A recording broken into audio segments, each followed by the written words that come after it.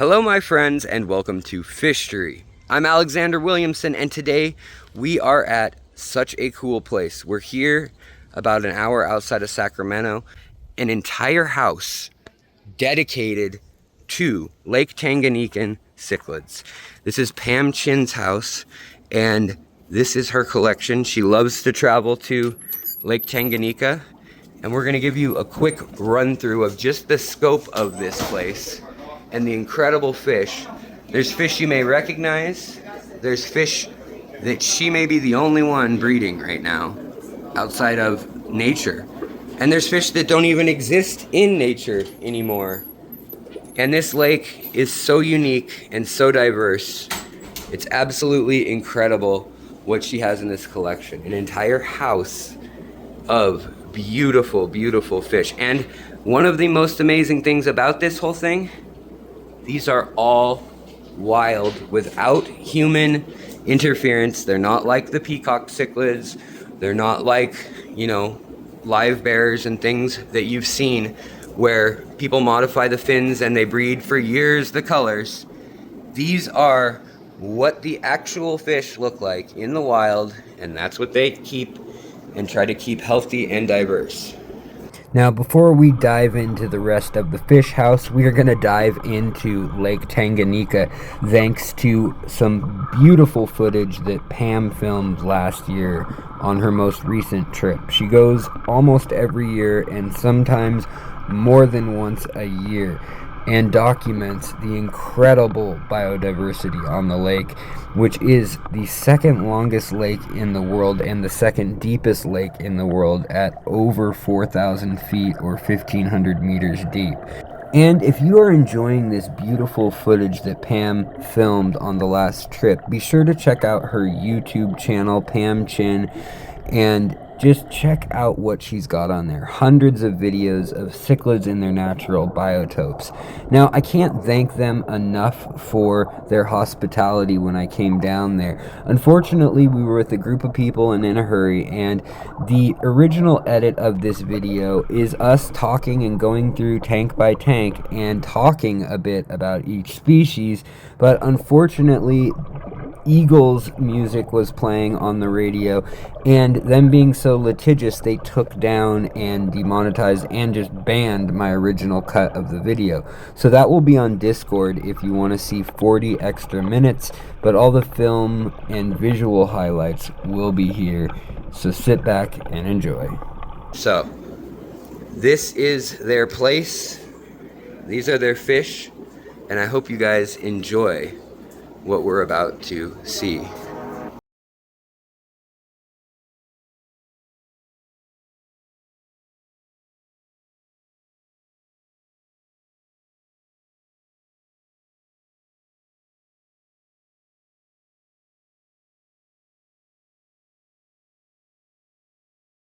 So let's take a look at this incredible house. There are hundreds of tanks in here, and they're not little. There are big tanks up to several hundred gallons, and there are so many species in here. It is mind-blowing. She has gone and collected all sorts of species, and she has been keeping these fish for well over 30 years now. So this is Pam, of course. She is an awesome woman, such a well-informed woman, probably the most knowledgeable and definitely the best speaker about Tanganikan cichlids that I've ever met. Their house here is absolutely enormous. It's larger than my entire house, and the entire thing is a fish room. Now, I have a longer version that I mentioned of this video where I actually show the names of each fish. So if you want to see that, it's 40 minutes long, and there wasn't really a good way to shorten it. It is that incredible of a collection. But this is kind of just the eye candy overview, and I'm going to just talk to you guys about some of what is going on here while we take a look. And some of these fish, like I said, are one of a kinds. They're from the lake, straight out of the water, and raised from the size that they were little tiny fish. and grown up in her care, and then, you know, they're raised from there. They go to places like the Wet Spot or to Imperial or wherever, and breeders all over the country. She has been very, very active in the hobby for the last 30 years, and any cichlid enthusiast that goes to the meetings will know all about her. But this is something kind of cool that you see going on in so many tanks of hers, is baby fry. And she's got a whole section of her fish room right here where there are fry hatcheries always running. There's krill, there's microworms, there's live food, there's flake food, there's algae, there's cyanobacteria, spirulina type stuff, and everything else you can imagine, because she's witnessed what these fish eat in the wild, and a lot of it is actually microscopic biofilms and plankton, and yet we can't replicate that in the aquarium. So other than feeding the spirulina and algae wafer tablets on these little alligator clips that she hangs in the tank, which is super ingenious, and you're going to see the fish feeding on those all throughout the video, this is kind of how she feeds them, supplementing with high protein foods. Here you can see some of the Petricola catfish, and they are spawning right there in this 29-gallon tank that she had set up.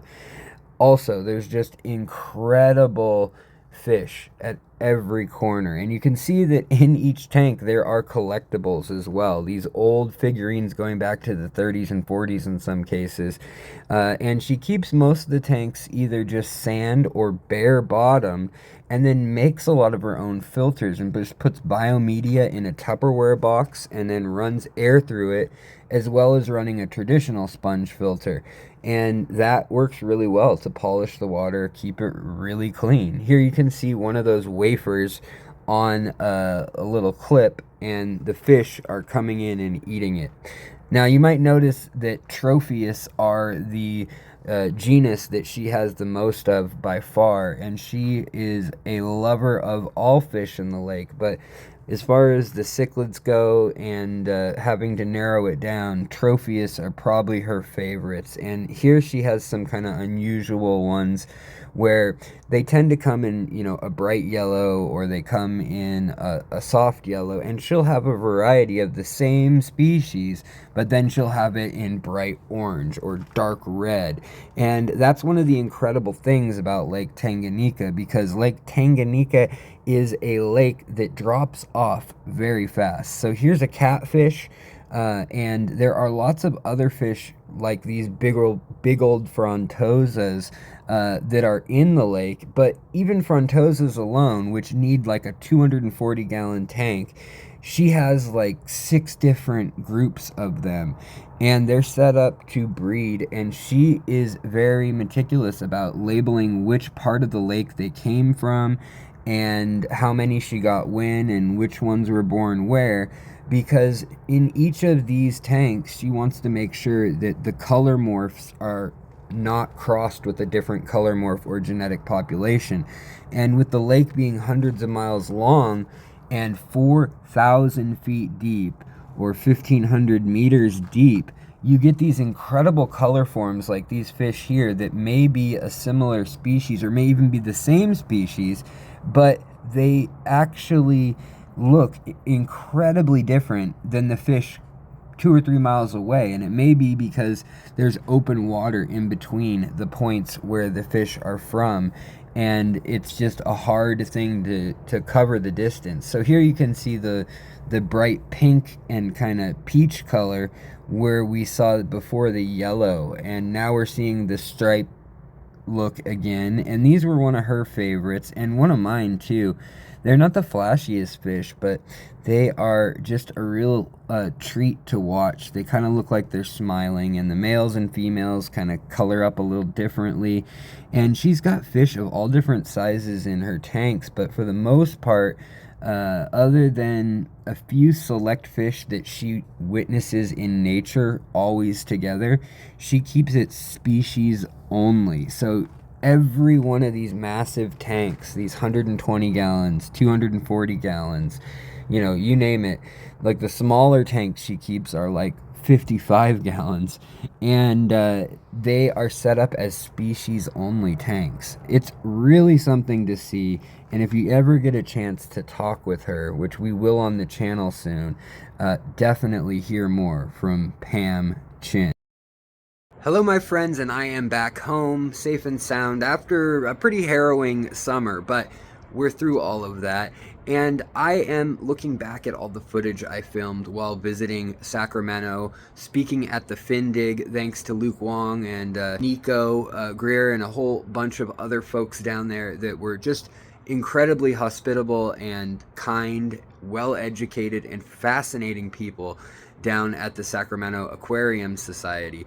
But I have to say the highlight of the trip was definitely seeing the Cichlid house that Pam and Gary Chen have outside of Sacramento, tucked away in farm country. So if you guys like these videos, if you liked this video and you'd like to see the rest unedited, I'm going to figure out how to upload it to Discord, and hopefully there won't be any issues with copyright, because on YouTube they basically, even if they hear a snippet of a copyrighted song, they will pull down the entire video, or they will take all the money. In this case, I didn't even have the chance to say, please take my money.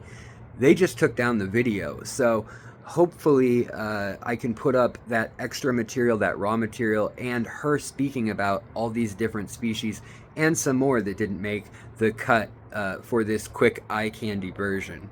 Without you guys watching, liking, subscribing, and sharing, it wouldn't be possible for this channel to keep going, and it would not be possible for me to travel and go to the incredible places I've gone to share this stuff with you. So thank you so very much from the bottom of my heart. I hope you're having a good day. If you're not, I hope it gets better soon, and I will talk to you shortly on the next video or in the next live stream, Tuesdays and Fridays around 4:30 p.m. Pacific time, 7:30 Eastern time. That's usually when I will be streaming, give or take health issues and doctor's appointments. But I look forward to it, and I'll see you guys soon. Bye.